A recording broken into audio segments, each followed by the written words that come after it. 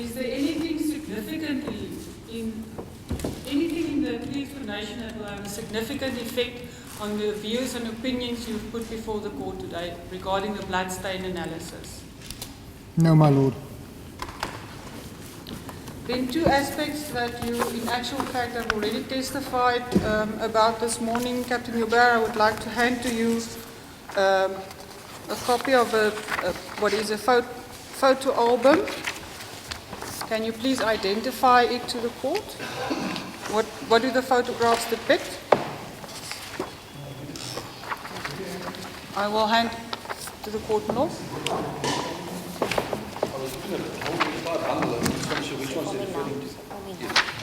It is named BP, the blood stain pattern analysis. BP absence of spatter on the front page thereof. That's correct, yes, my lord. As good, please, my lord. Captain Joubert, can you please explain to the court what the photographs in triple D4 depicts? My lord, as I previously testified just before lunch, it's just indicating the areas in the room where no spattered bloodstains were observed. The first image is just depicting the bathroom doors on the left-hand side, and this is just the outside view of the bedroom next to the bathroom door. You can see clearly there's no spatter on that specific area. On the next photograph, also the area indicated in yellow also indicate to no spatter stains visible or documented on that specific area. The same with the third photograph. And the fourth.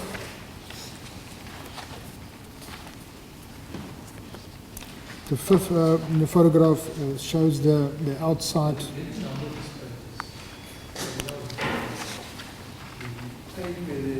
It's written Exhibit E4, page 1. Page with the no spatter stains in the blanket, I think. Page 2. The next page with the two legs is page 3.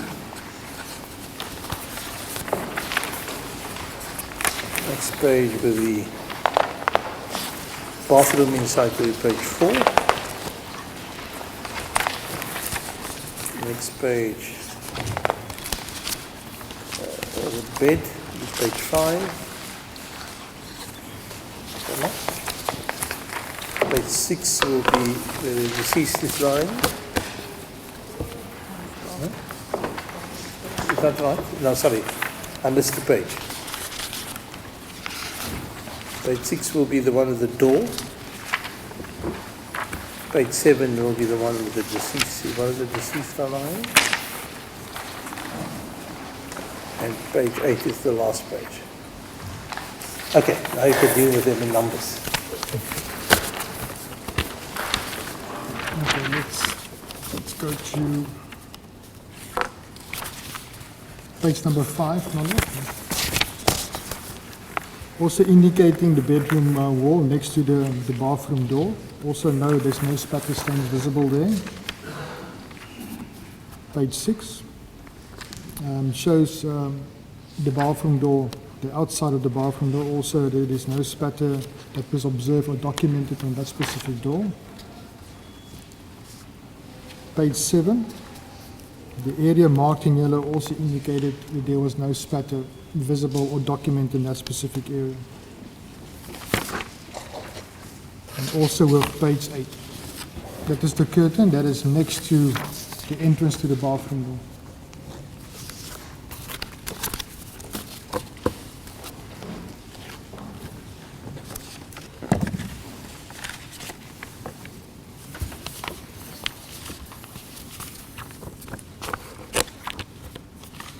Then I would also like to ask you to look at the next photo album. It is on the first page, Henry, absence of spatter.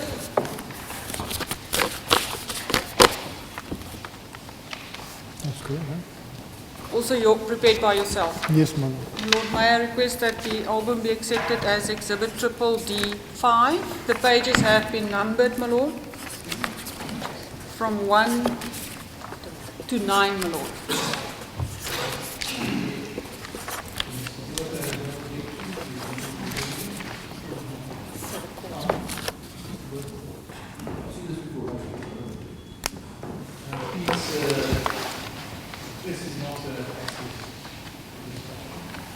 Pleases.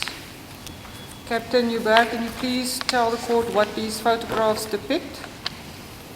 My lord, it actually depicts these photographs were taken of Henry van Breda while he was in the ambulance, and it's just indicating his body, and there is no spatter stains visible on his body.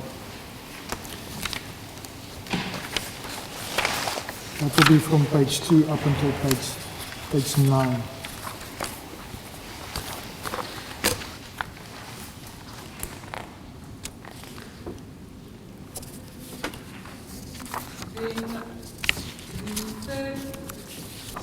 The third album is marked as Victims' Blood Distribution on Clothing of Henry van Breda. Can you just look at the album and identify it, Captain Hubert?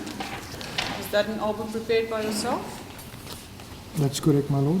My Lord, may I request that this be accepted as Exhibit Triple D6, my Lord, and it's numbered page 1 to 6, my Lord.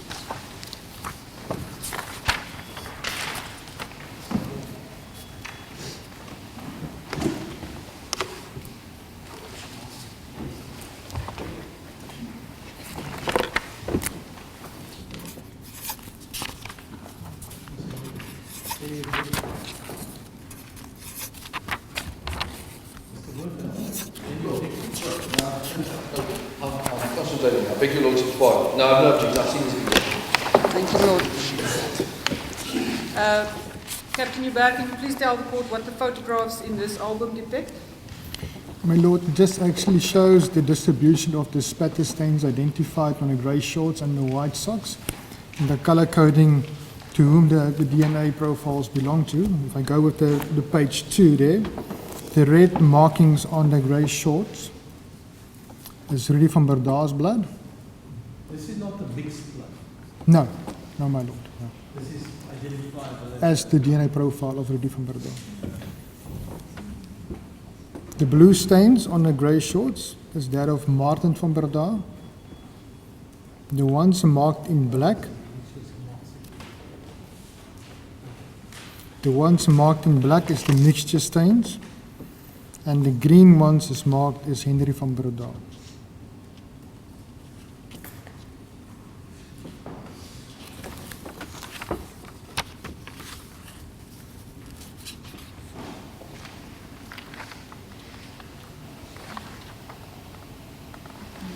And just for sake of completeness, Captain Hubert, the color coding was done by yourself on these photographs. That's correct, my lord. On page 3, my lord, is the white socks, also just the color coding. The red ones, yet again, is Rudy van Breda. The blue ones is Martin van Breda. The orange, Teresa van Breda. The green is Henry van Breda.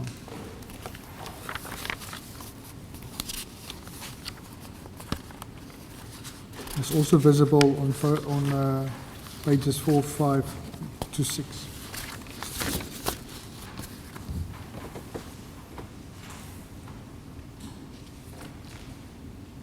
And I see these are in actual fact, am I correct that the socks, Captain Hubert, they are actually being worn by somebody? It is not flat on a surface? Yes, my lord.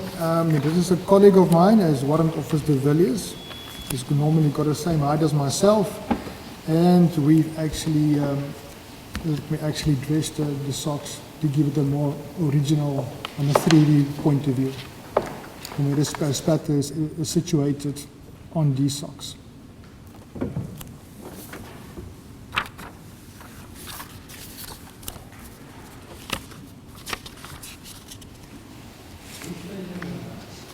time, Lord?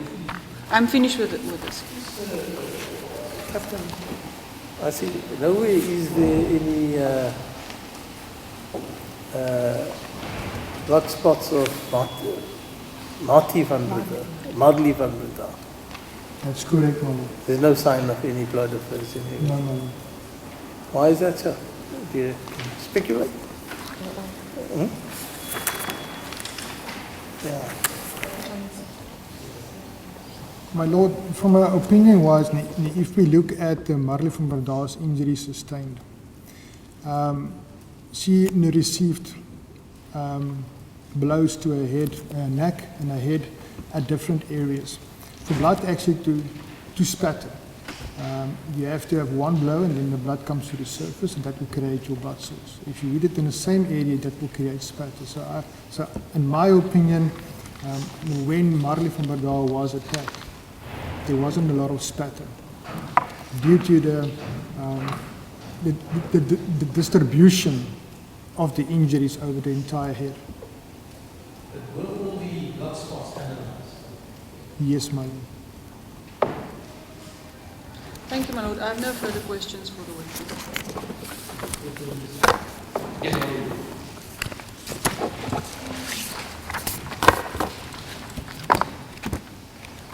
Good afternoon, Captain. I'm not sure what I think. Good afternoon. Good afternoon, Advocate Breda. Okay, before I start asking you questions, I just want to ask you, just read something to you. It deals with the duties of an expert witness towards the court. I want to just read a passage to you. It comes from a reported decision of this division.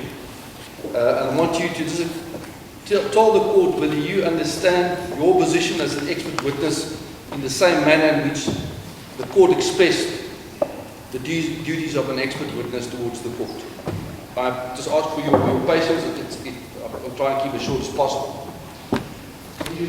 Look, I'm referring to Schneider, Inno and others versus AA and another. The reference is 2010-5 SA 203 Western Cape Division. It was later quoted as approval in another matter. If you also want it, I'll invite you to come on and quote. If I remember correctly, it was a full bench, but the judgment was given by Davis J. And he refers to fairly old case law as well that I referred to. May I continue? Yes, sir. An expert witness comes to the court to give the court the benefit of his or her expertise. The fact that the expert is called by a particular party because his or her opinion is in favour of that party's line of argument does not absolve the expert from his duty to provide the court with an objective and an unbiased opinion as possible. An expert witness is not a hired gun who dispenses his or her expertise for the purposes of a particular case. An expert witness does not assume the role of an advocate nor gives evidence which goes beyond the logic which is dictated by the scientific knowledge which that expert claims to possess.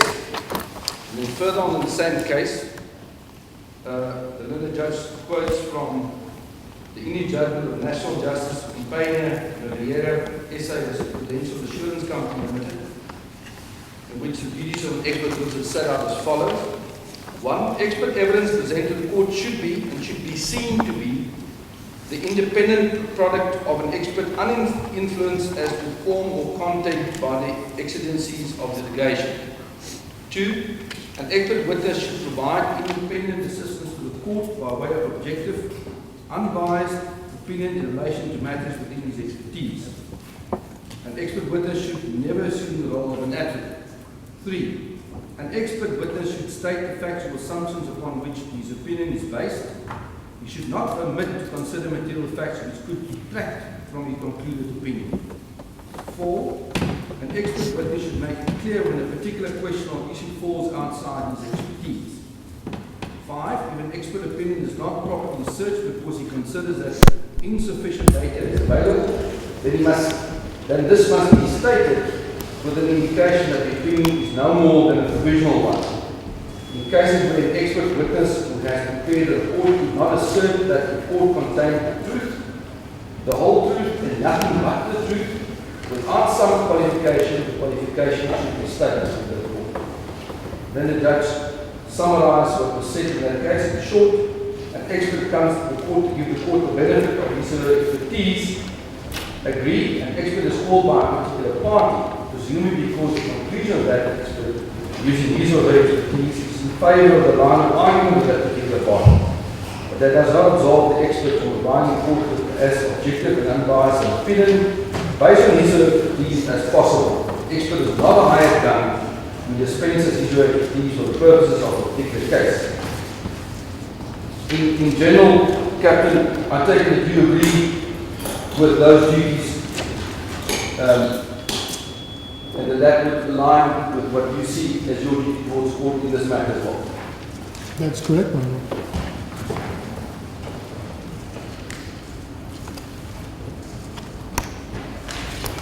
If I can ask you, if you can start with your first report, Captain. That is triple D1. I'm asking you just to go to paragraph 8.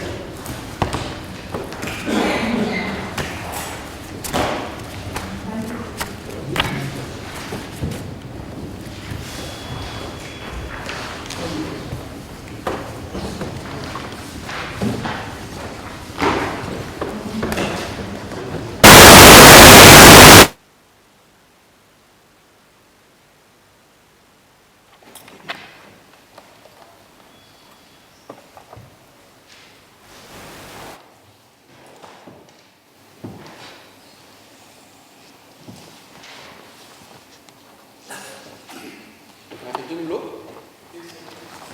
You have that, Captain, in front of you. In paragraph 8, you start with this report saying that you've made the following assumptions in compiling the report. Paragraph 8.1, that all the reddies and brown liquid and stain depicted in the photographs has the appearance, behavior and context consistent with blood and will therefore be referred to as blood for the purpose of this report. I'm going to get it on record that you also understand it in that way. In not all instances were presumptive testing done for the presence of blood. For example, not all the stains on the shorts, Exhibit 120, well, none of the stains on Exhibit 120 were tests for the presence of blood. Is that correct? That's correct, my lord. Similarly also with Exhibit 119, the socks. That's correct, my lord. And also similarly with regards to Exhibit 138 and 139, the two duvets. That's correct, my lord. Now obviously, come back again to Exhibit 120, and those instances where we did get a result, a DNA result, the chances of that stain being anything other than blood is so slim, I think we can ignore that. But would you also agree with me that that is not necessarily the case in regards to, if I remember correctly, the 19 stains on the frontal aspect of the Exhibit 120, for which we don't have any DNA result? That's correct, my lord. We are assuming that those stains are all blood, but we don't know that as a fact.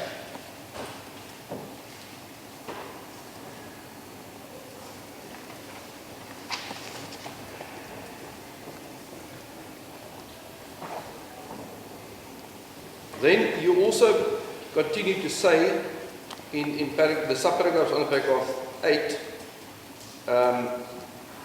paragraph 8.3, that all the blood stains observed and commented upon were deposited essentially contemporaneous to the events surrounding the incident. That is an assumption that you made that may not necessarily be correct. That's correct, my lord. That was my statement. Do you agree with my statement? Yes, my lord.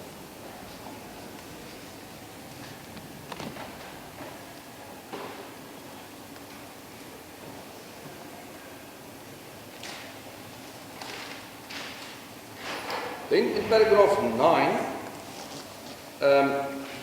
you just set out, if I understand it correctly, what happened when, upon your arrival on the crime scene on the 27th of January. I was going to quickly explain to you what Warrant Officer Hitchcock told us. what happened when he, and I want to ask you to comment whether that accords with your recollection of what happened when you arrived at the scene. Warrant Officer Hitchcock said that he initially went through the crime scene on his own and he took a video of the crime scene. That was handed in an exhibit to the court as well. He said that that was before anybody else was allowed further entry into the crime scene, and I'm obviously excluding the first respondents and the police officers who were there initially on the scene. He then says thereafter, he with the assistance of a warrant officer, Haneko, then walked through the entire scene in the house, took photographs, and he and warrant officer Haneko then identified those blood stain patterns, which they deemed important for further analysis. They set out their cones, and only thereafter were other experts allowed onto this crime scene. I want you to comment on that. Does that accord with your recollection of what happened there? My Lord, the first part is correct that he made a video on his own at first, but the bloodstains identified on the scene was done by myself. You did it. So his evidence, as far as he said, he identified the stains. You don't agree with that. Your recollection is you identified those stains. Yes, ma'am. Was he listed with the same Yes, ma'am. But I didn't hear your lordship's question. They were together. They were together, were they together? So his version that he and warrant officer Hannekom were on their own first, that's also not great. You were with them. I was with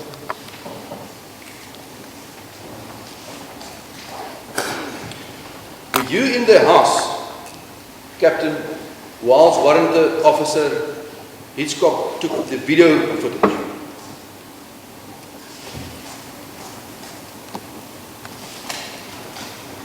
My Lord, I can't recall. I know for a fact that while he was busy taking photographs, and I was also in the house taking photographs. But you don't recall being No, not the video. Okay. Then, if we can continue with your report, before we start looking at the specific bloodstains and bloodstain patterns, I just want to ask you your confirmation, and it is also in an attempt to assist the court and also myself to understand your field of expertise. I gained the following information from a book I think you referred to as well, Bloodstain Pattern Analysis, the 3rd edition from Bernard Gerber. You're aware, you know, familiar with the work. The book called Bloodstain Pattern Analysis, the 3rd edition by Bernard Gerber. You don't know? While my expert will get it, I thought it was something that you referred to as well, but anyway, we'll get to that just now. If I understand the author correctly, when you look at a blood stain, there are two, first of all, main categories. We have spatter stains and non-spatter stains. That's correct. Spatter stains simply mean that those are stains that were created or resulted from blood that was put in free flow. In free flight, sorry. That's correct, Mother. The different mechanisms underneath spatter could include impact, causing the blood to go into free flight. We can have drip, we can have cast off, we can have expected blood that has been exhaled, and we can get projection. And if I understand the position correctly, on the non-spatter stain, as we you have something like stains are created by way of contact, an object which is close to the blood and contact with another object. That will be transferred. I beg your pardon. If you make contact with a part of your body or your clothing against a blood-bearing object, that will leave a contact wound. Is that correct? That's correct, Mother. And a transfer stain, what would that entail? That's exactly the same. So exactly the same.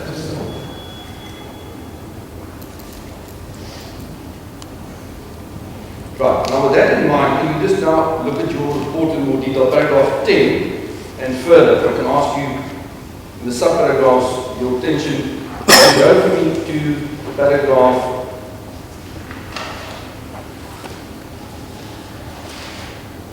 5.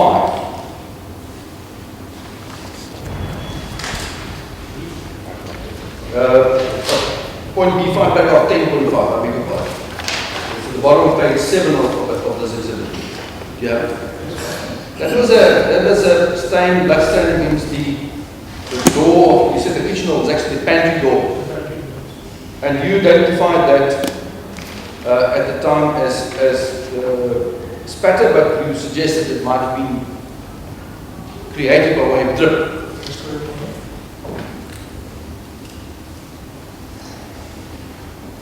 But you indicated as well that no DNA could be collected from the site.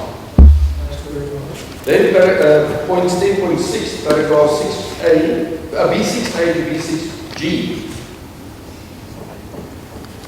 If I can ask us just to quickly go to your photographs, you can quickly see what we're talking about. Perhaps a good photograph would be photograph number 13.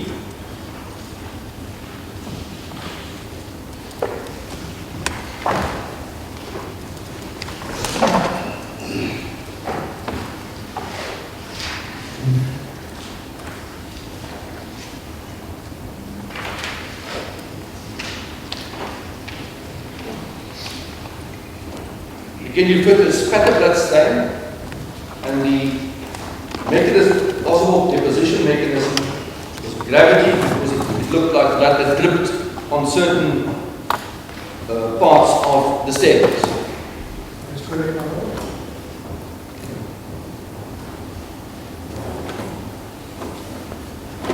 Now, if I understand paragraph 10.6 correctly, perhaps you can assist me, the last sentence.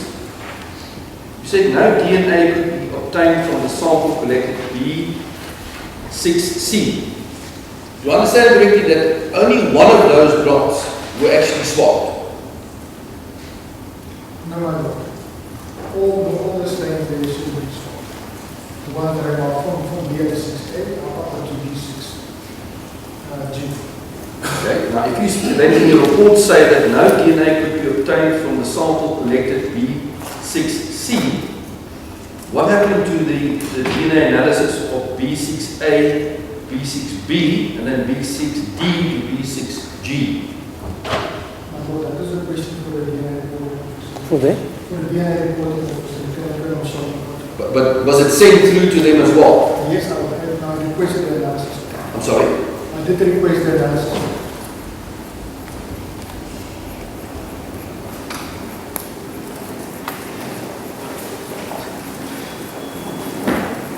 Who informed you that from B6C no DNA could be obtained? Where did you get that information? That was from the Lieutenant Colonel.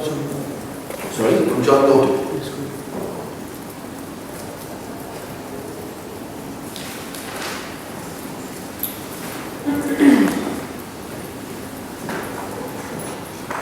Now,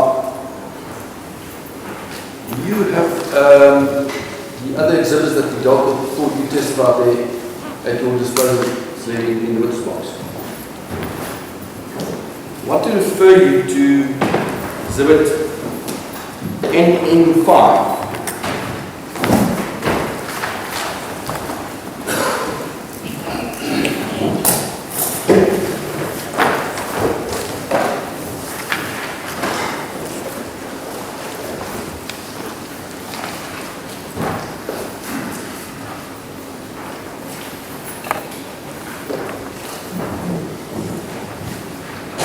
So, do you have it in front of you? Yes, I do. NM5 you will see is a photograph that was taken, that is the top part of the staircase, leading up to where the two females were found. That's correct, my lord. Before I ask, if you look at number 68, if I understand you correctly, that it's very small, but it looks as if that is marked, that is corresponds with your B 6, it looks like either E or F. E. E. On this photograph, we see 5 fairly prominent blood drops. Which one of those was swapped? That should be asked for one of the facilities. You won't know. I won't know. Would he necessarily have swapped all of them? You would have swapped one of them. One of them. Yes. And 69, similarly, we see a number of drops. Would you answer the same? You would only then swap one of those. That's correct.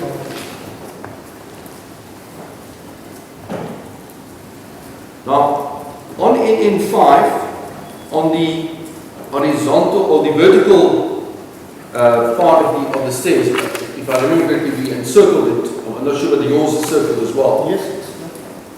There seems to be a blood stain, and Mr. Stowe, my blood stain expert, I believe you do know one of them as well. He referred to that that would be a transfer pattern. Do you agree with that? That's correct.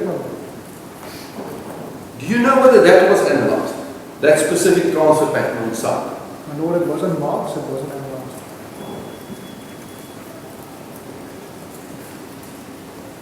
Now, if you turn the page in 6, there's actually a copy of a photograph you took, photo number 171 of the grey shorts. Now, the top part of the grey shorts, do you understand it correctly? Stain number 83 is the top fairly big stain, which looks as if it's on the frontal part of the sleeping shorts towards the elastic part, the top elastic part of the shorts. That's correct, my lord. And if I remember correctly from your classification of this specific stain, you refer to this as, I'm just trying to find it quickly.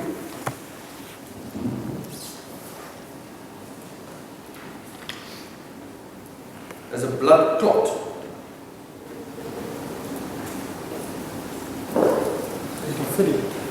83, yes. Have a look at page 33 of your exhibit. Exhibit double D, or triple D, 1. Page 33 of 55, paragraph 19.4.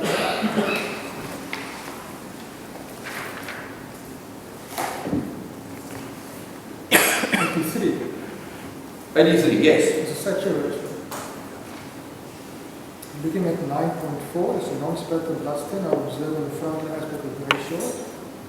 Yes. Exhibit 20 blood stains are further classified as a saturation blood stain and flow pattern.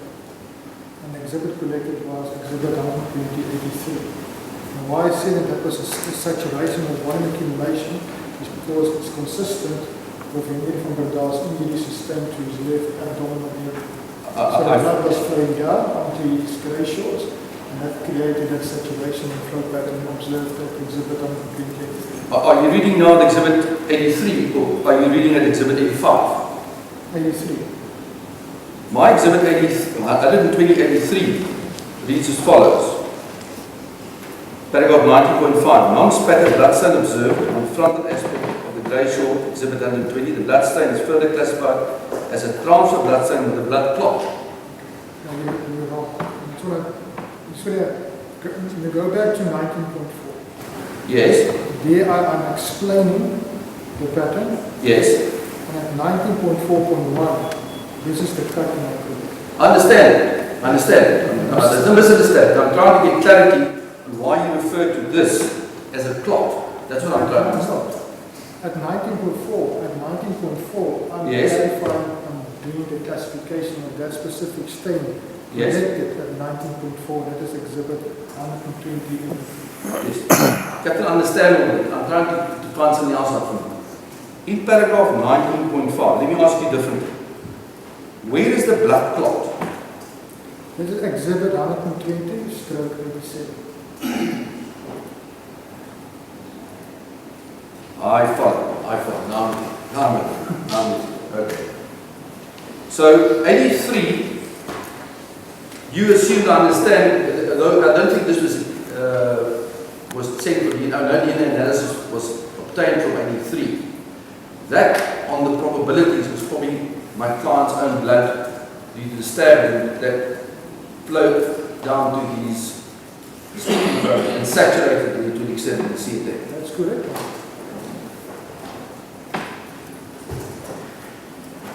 Now, if you go back to that, and I want to, you probably would recall my client's plea explanation. He said that when he came to, when he regained consciousness, when he regained memory again, on the early hours of the morning of the 27th, the place where he found himself on the stairs was more or less where we have this transfer pattern on the vertical side of the stairs. Could the blood stain 83 on the sleeping shoot have caused what we see on NN5 on the vertical part of those stairs? Yes, ma'am.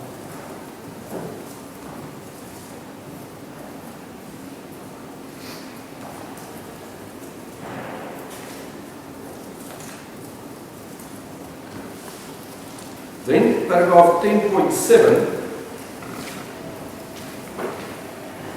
In fact, I'm going to try and go as fast as I can. 10.7, you can actually carry on.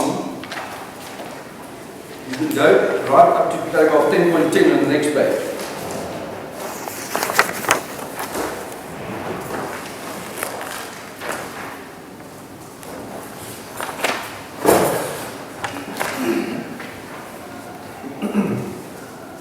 That deals with points B10A to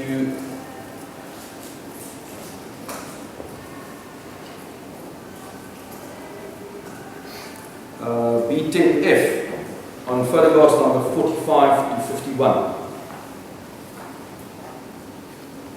Can I just ask you again to turn to those photographs, perhaps? Photograph number 45 is a good one we can look at.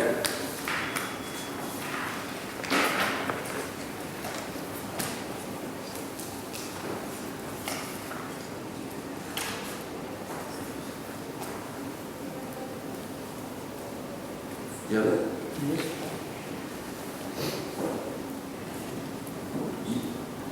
We see a number of drops of blood, and if I understand it correctly, the only one on which we have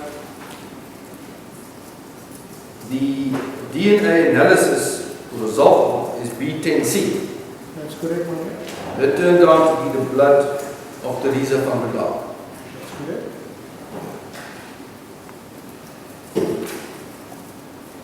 In your, if I can slightly just jump ahead, in your paragraph of 37.3, in your same report, I just want to finish this one point and we can move on. You can turn that, that's on page 42 of your report.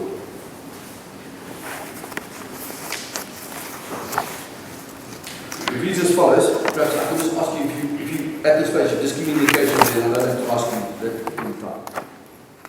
It reads as follows: the blood stains and blood stain patterns identified at points B10A to B10F were most probably created during EMS medical intervention and movement of Teresa van der Laar by EMS personnel. And I understand it correctly, you said the drip tail identified at points B10A to B10F, the position of the EMS medical bag and the area where the EMS stretcher was located at point B9, suggests the EMS personnel moved between the EMS medical bag and the area at point B9 with blood dripping from an object or gloved hands of the EMS personnel. From that I understand what you are saying is that the most probable reason for the presence of this drop of blood belonging to Teresa is, which you deduced, we have on B9 the clear indication was probably left there by a medical stretcher, and that blood trail leads between the medical bag and this mark on the floor, which is left by the stretcher, and that made you deduce that is probably what it happened when the medical staff were busy dealing, as you say, in 37, medical intervention and movement of Teresa van Dal. Is that correct? That's correct, my lord. What I don't understand, in other words, from that I deduced that you say that Teresa van Dal must have been at B9 at some stage. Sorry? Teresa van Dal must have been at B9 at some stage. She was receiving medical intervention at B9, and that's why you have this trail between the medical bag and B9. B9 is a stretcher. Yes. It was contaminated with blood. Sorry? It was a stretcher, the EMS that was contaminated with blood. No, that may be so, but I'm asking something else. I'm still trying to understand. Have a look at the paragraph 37.3. I understand everything there except the first sentence. That are difficult to follow. You say 37.3, the blood stains and blood stain patterns identified at points B10A to B10F were most probably created during EMS medical intervention and movement of Teresa van Dal by EMS personnel. So they intervened and they moved Teresa van Dal. That's what you say? It just moved this one. Yes. Where did they move her to? Just move the leg so they can actually give medical assistance to Marley from that down. That is the information I received. Because, I'll explain to you why I don't understand this. Because obviously we all know at that stage, Teresa van Dal was still lying in the original position. That's why I'm asking these questions. I don't understand that part of your report. I just want to have a look at the initial crime scene images.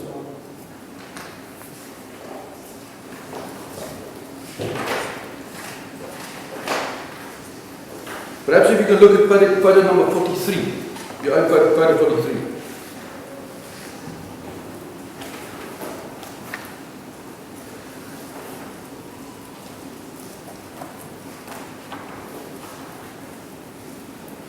That is what confused me about your statement. Perhaps I should, and I don't want to spend too much time on this, Captain, I don't think it's really important. Can I put it to you this way? What you actually meant to say, if I understand you correctly, was that you were aware of the fact that at some stage there was medical intervention of Marley van Dal. And in the process, they slightly moved the position of Teresa whilst giving medical intervention to Marley van Dal. Correct? And they then moved Marley van Dal, presumably to B9, this is a stretcher, and they then attended to her there at that spot, and then they moved from the medical bag to B9, and they must have had some blood of Teresa on their gloves, and in the process, the drip trail was created. It's possible. No, it's possible. I'm trying to understand what you're trying to say in the book. I'm just trying to explain the drip trail, that it was not created during the incident itself, but it was a post-mortem artifact created while EMS personnel was attending to Marley van Dal. Which of the EMS personnel told you this? Or is that an assumption that you made? There is an assumption.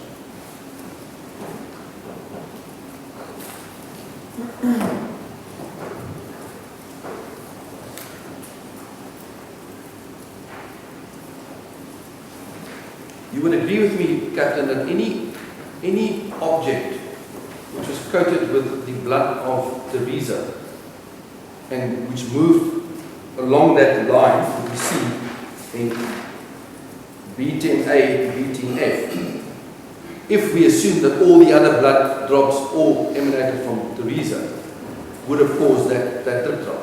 Not necessarily only the gloves of the EMS people. That's correct, Madam.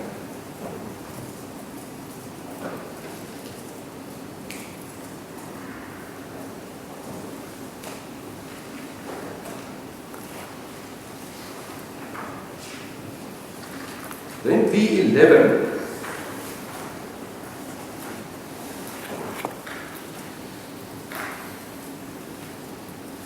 again, maybe we can short circuit matters there.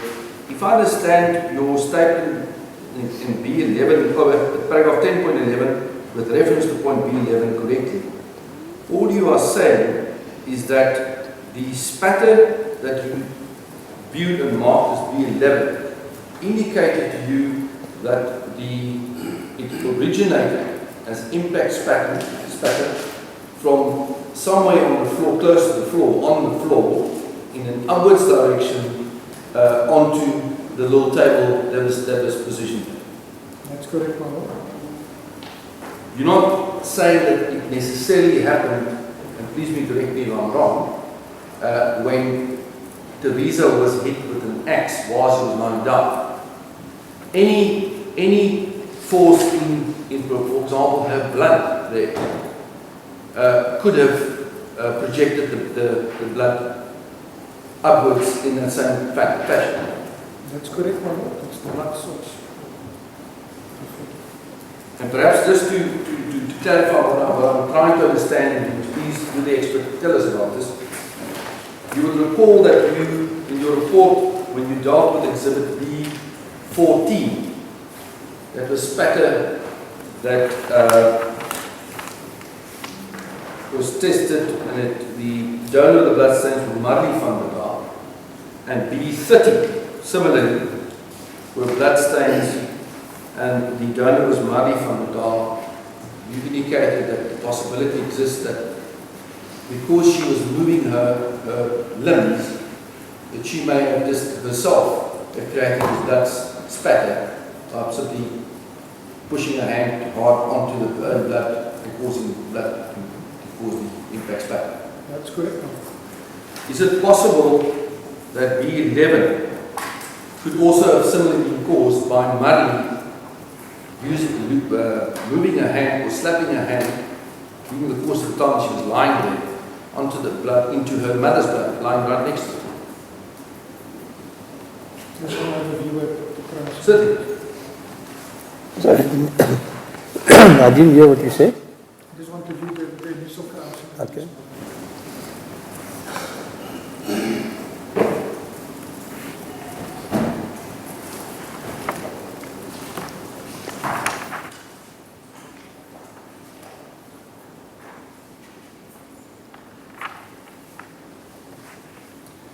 If you look, Captain, perhaps I could assist you. Exhibit B consists of all the photographs that Sergeant Kleinmans took on his arrival. Exhibit B, do you have it with you? It is possible if she was closer to her mother's torso area. Yes. She could have created. That could have created it. Okay, let me move on.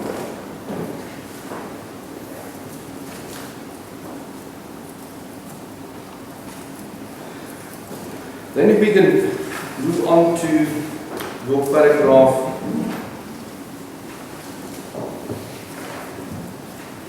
B15.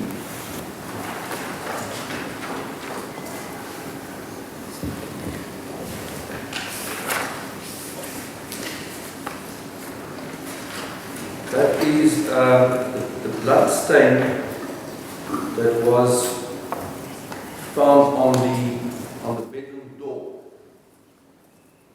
Now, if again we have regard to the first photographs that were taken, although we can see that the medical personnel must have been in that room already, because we can see the medical bag standing in the room. That door appears to have been open. It was standing open and opens inwards into the room. That's correct, my lord. And then you indicated in paragraph 10.15 that point B15 there was a blood stain, and you indicated that although you can't be certain, the mechanism responsible for the deposition is probably projection or impact. That's correct, my lord. Could I just ask you, and again, probably more for my own sake, explain to me the mechanism of projection. How does it differ, for example, from cast-off? Actually, cast-off is actually projection because the blood is being projected from the object in motion. The impact is where forces applied to blood cells, and then the blood is not dispersed. So there's not really a difference between projection and cast-off. Okay, then it makes sense. Something you know that blood is moved at a certain velocity, and blood that's coated onto this object comes loose and he stomps onto another object.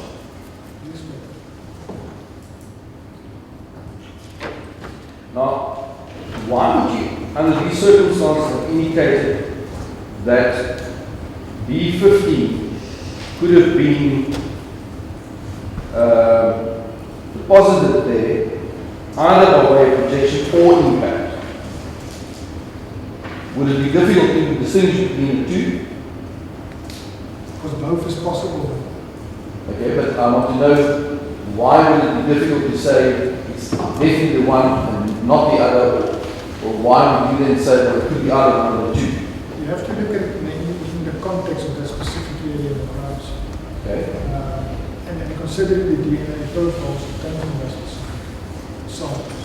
Okay. I actually came to the conclusion that might be impact or it could be injection. Okay. Now, if it was impact, in other words, force being applied into a blood source, and we know that the donor of the blood cell is really from the down, then on the probabilities, that must have happened when he was attacked on his bed. That is a possibility.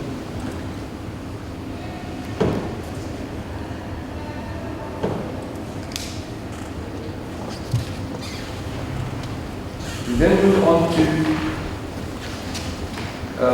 point B, 17, paragraph 10.17.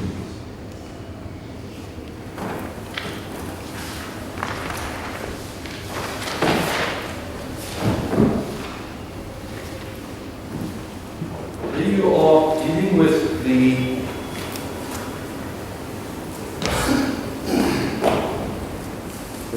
blood stains observed against the bedroom wall of the bedroom, the wall that borders the bedroom and the flight of stairs. That's correct, Mark.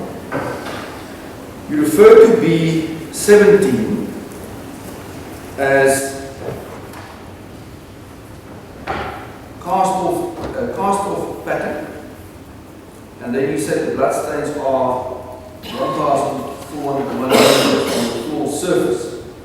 I also just want to understand your methodology of measuring aspects.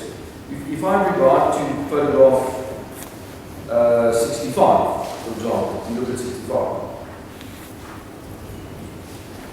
In the little yellow demarcated area, which blood stain is now 1,401 millimeters on the floor, the bottom one on the top.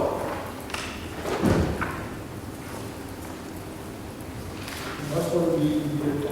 The top. I can't recall that. More is the top. But how do you normally work? So, this is a question I'll have to ask you in a few other aspects as well. You'll give a height, and then when you get closer to the scene that you're referring to, you see more than one blood stain. It's not always certain to be which one you would use to take a measurement from. That's what we top on The top. What I normally do is, when I've got a sticker next to it, I will use it for the sticker. I'm sorry, I do. And I don't mean, obviously, genuinely, I do have a bit of a hearing. You'll have to speak up more. Normally, I would measure from the sticker, the identification marker. I follow.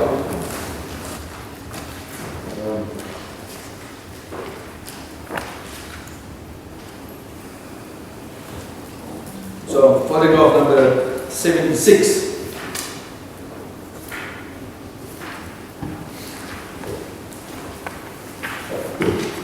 B7 is that what you're referring to? I follow. So that's not really the top one. No, It's rather should refer to your sticker. sticker, yeah.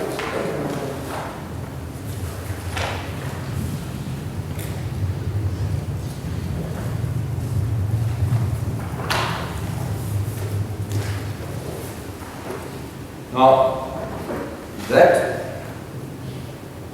grouping of blood stains there, you said was probably created, and the mechanism is a cast pattern. What I'm also trying to understand, perhaps you can assist me, perhaps if you turn the page, there's a close-up on the next paragraph, page 77. Those drops there, you have at 77. Yes. Those drops there appear to be round. How do you determine the direction? I would like a testified initial the cluster that introduction. Captain, sorry, again I'll have to ask you to speak up. When I testified in my first beginning cluster pattern, that is introduction. When you come closer to that degree, it could be different. It would look circular, but it could be angles like say 60 or 70 degrees. Not specific and around circle means it's at 90 degrees. So when it looks circular, but in actual fact, it might be degrees, 60 degrees and upwards.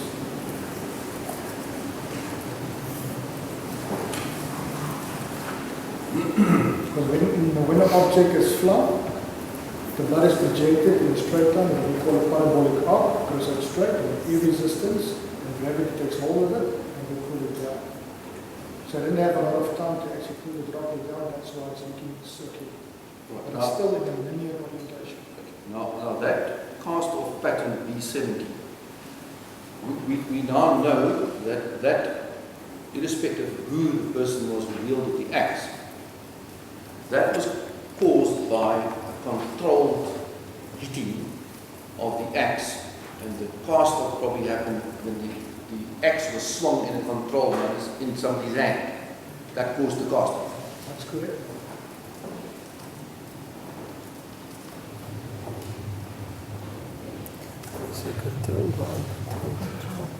And would that be consistent with what you see there, with such a finding that this is from a controlled hitting? This is what you will find the length of the cast that's consistent with that. That's correct.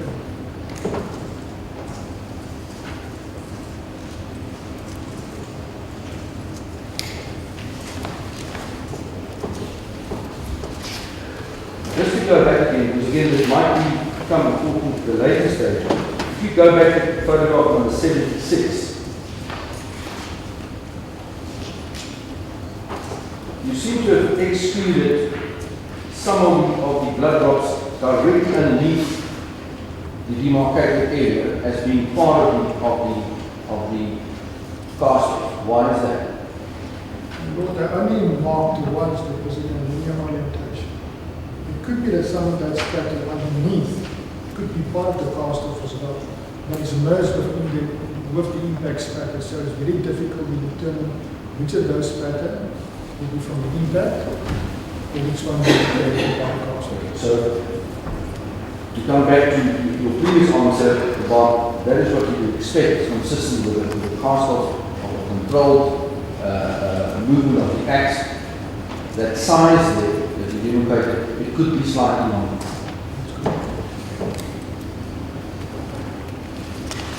Then B17-1, photograph number 78.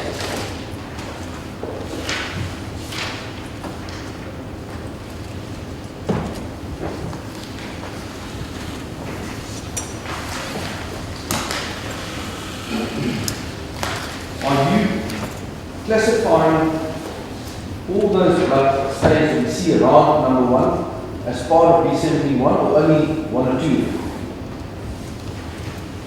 All of them. All of them. These ones you said probably impact the projection. That's good. Because impact again, we know that the blood stains, perhaps I should have fairness asked you that before.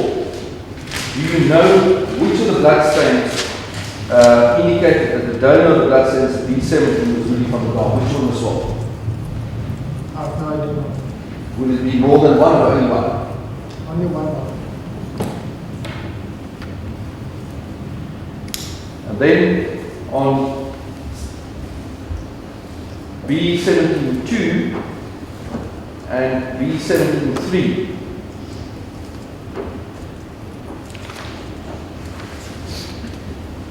those two, you also indicated that the mechanism responsible for the deposition probably impact the projection. That's correct. Do you know whether any of those blood stains were analyzed or swapped? They should have been swapped, yes. Do you know whether they were in fact swapped? No, I don't know.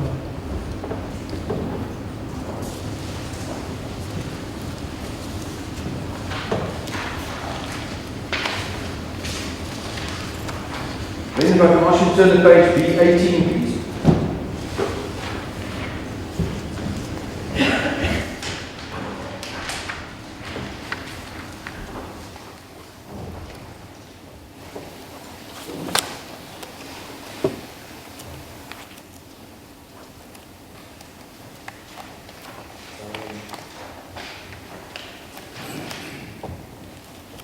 Perhaps again, if I can turn back to photograph number 64 and 65, just to orientate ourselves.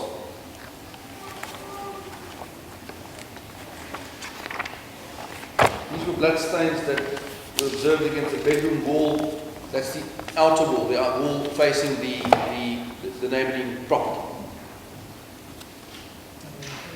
Photograph 64. Yes, B18. Yes. It's more or less above the, as one enters the room, the left-hand side window. That's correct. Now again, do I understand you correctly that if we have regard to 82 and your methodology, where the B18 sticker is, that is the height as indicated as 1685. But it would appear, you would agree with me, that the impact spatter created here went actually a little bit higher than that. That's correct.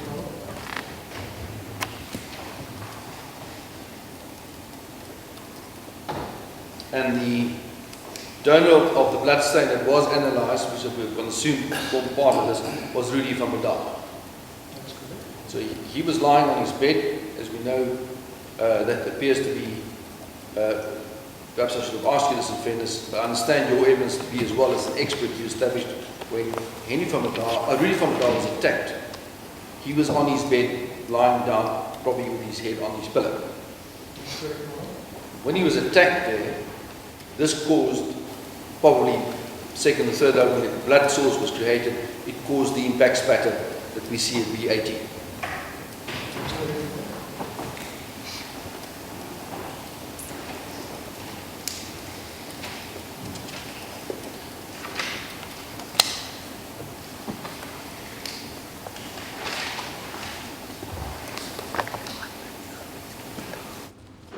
Then at B20, getting to the, which you refer to as the complex pattern, paragraph 10.20, paragraphs 92 further.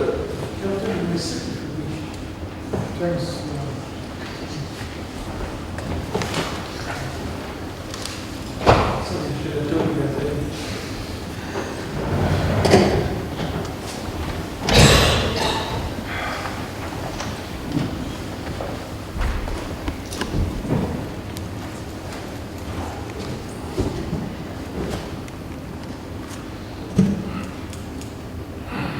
Captain, you,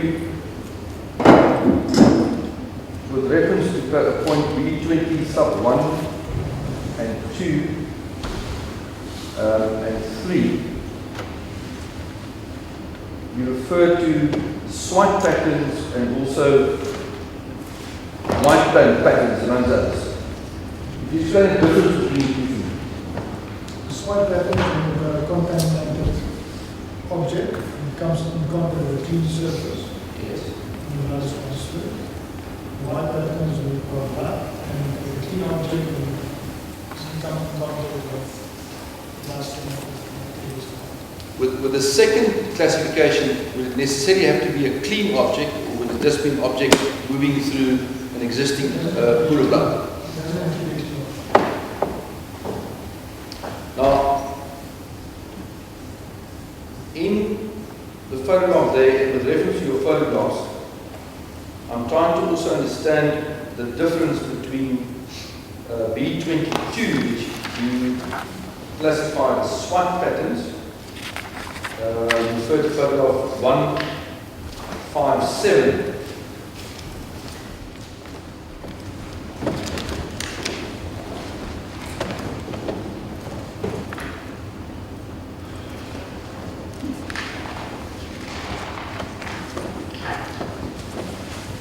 say a blood-stained object moved through a clean floor.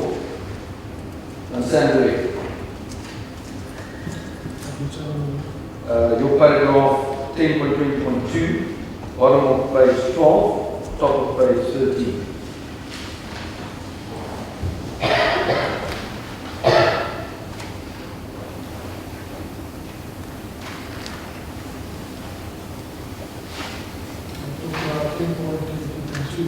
Yes. Sorry? Yes, I'm asking, I'm trying to understand. Perhaps I should ask you this way.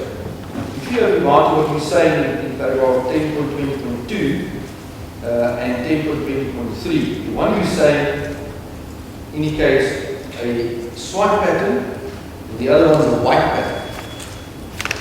And I'm trying to see on the photograph what's the difference.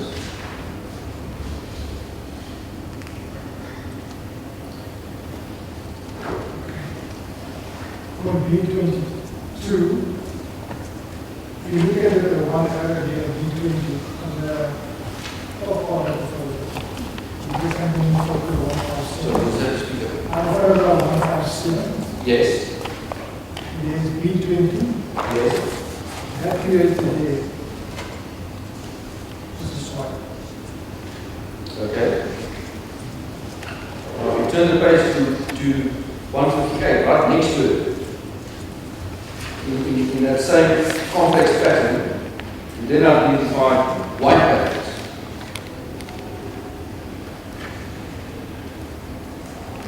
That's the reason why.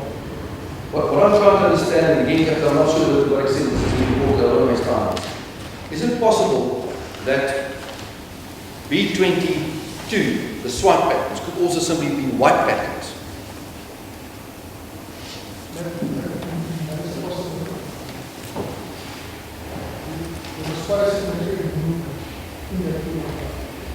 So in other words, there was blood there and an object moved through it.